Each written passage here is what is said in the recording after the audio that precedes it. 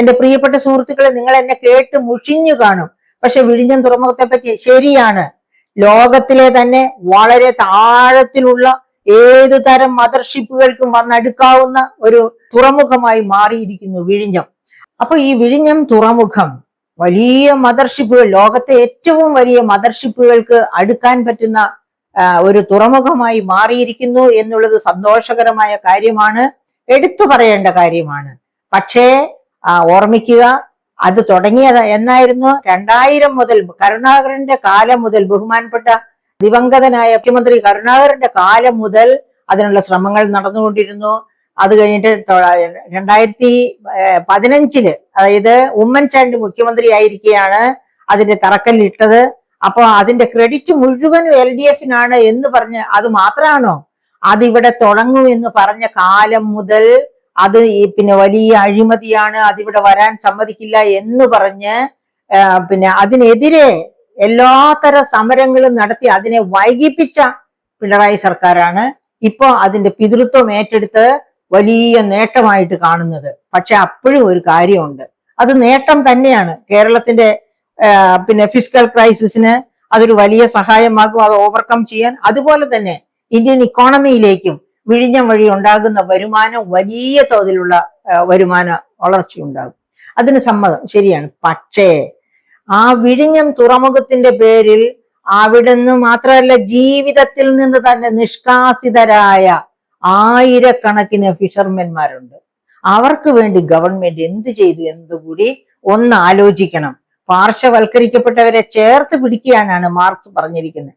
പാർശ്വവൽക്കരിക്കപ്പെട്ടവർക്ക് വേണ്ടിയാണ് സർവലോക തൊഴിലാളികളെ സംഘടിക്കുവിൻ, സംഘടിച്ച് ശക്തരാകുവിൻ എന്ന് കാൾ മാർക്സ് ഉദ്ധരിച്ചത്, പഠിപ്പിച്ചത്. അത് മറന്നിട്ടാണോ ജീവിതത്തിൽ നിന്ന് തന്നെ നിഷ്കാസിതരായ വിഴിഞ്ഞ നിവാസികളെ ഇപ്പോഴും അങ്ങോട്ടും ഇങ്ങോട്ടും ഇട്ട് വലിക്കുന്നത്? അവർക്ക് എന്ത് പ്രയോജനമാണ് ഗവൺമെന്റ് ചെയ്തു കൊടുത്തത്? അവരുടെ ജീവിതത്തിൽ എന്ത് മാറ്റമാണ് വരുത്തിയിരിക്കുന്നത്? ഉദാഹരണത്തിന് എന്റെ ഒരു അനുഭവം ഞാൻ നിങ്ങളോട് ഷെയർ ചെയ്യാൻ പ്രിയപ്പെട്ട സുഹൃത്തുക്കളെ. അതായത് ലത്തീൻ കത്തോലിക്ക സഭ, അവിടെ നിന്ന് നിഷ്കാസിതരായ ഒരുപാട് പേര് ലത്തീൻ കത്തോലിക്ക സമുദായത്തിൽപ്പെട്ടവരാണ്. അപ്പൊ അത് മാത്രമല്ല, ഏത് സമുദായത്തിൽപ്പെട്ടവരാണെങ്കിലും നിഷ്കാസിതരായ ആ വിഴിഞ്ഞം തുറമുഖ വാസികളെ പ്രതിനിധീകരിച്ചുള്ള ഒരു പഠനത്തിന് വേണ്ടി പല അതായത് ഷിപ്പിംഗ് എക്സ്പേർട്സും ഒക്കെ ചേർന്ന ഒരു ഗ്രൂപ്പില് ഞാനും ഒരു ഭാഗമായിരുന്നു. അപ്പൊ ഞങ്ങൾ മുതലപ്പൊഴി മുതൽ അടിമലത്തുറ വരെ നടന്നു.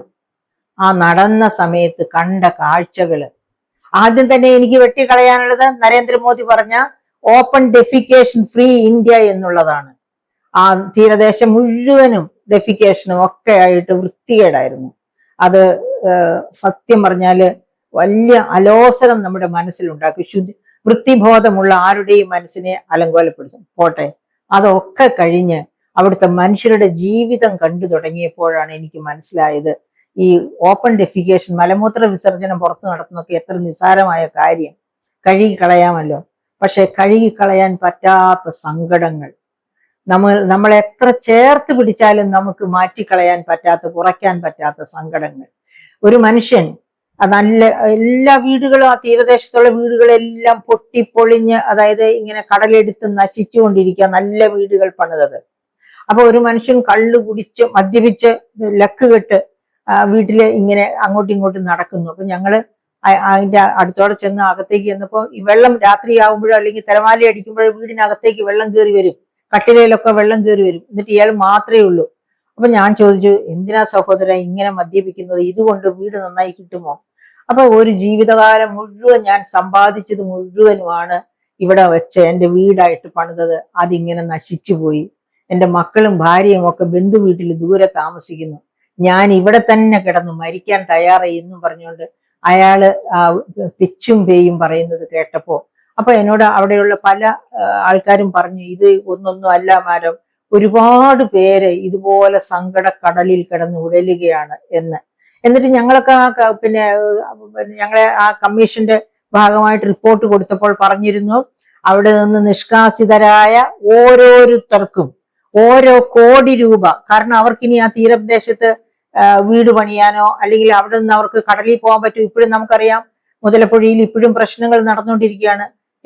എന്തെങ്കിലും സംഭവിക്കുമെന്ന് നമുക്ക് അറിഞ്ഞുകൂടാ. അവർക്കൊക്കെ ഓരോ കോടി വീതം കൊടുത്തു വേണം അവരെ റീഹാബിലിറ്റേറ്റ് ചെയ്യാൻ.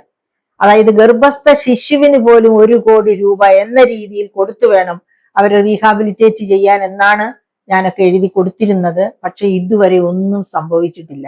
അപ്പൊ വിഴിഞ്ഞത്ത് കുറെ പണം സർക്കാരിന്റെ ഖജനാവിലേക്കും കേന്ദ്ര സർക്കാർ ഖജനാവിലേക്കും വരുന്നു എന്നുള്ളത് കൊണ്ട് മാത്രം ഒരു വലിയ വിജയമായി കാണേണ്ട ബഹുമാനപ്പെട്ട മുഖ്യമന്ത്രി, അതൊരു വലിയ പരാജയമാണ്.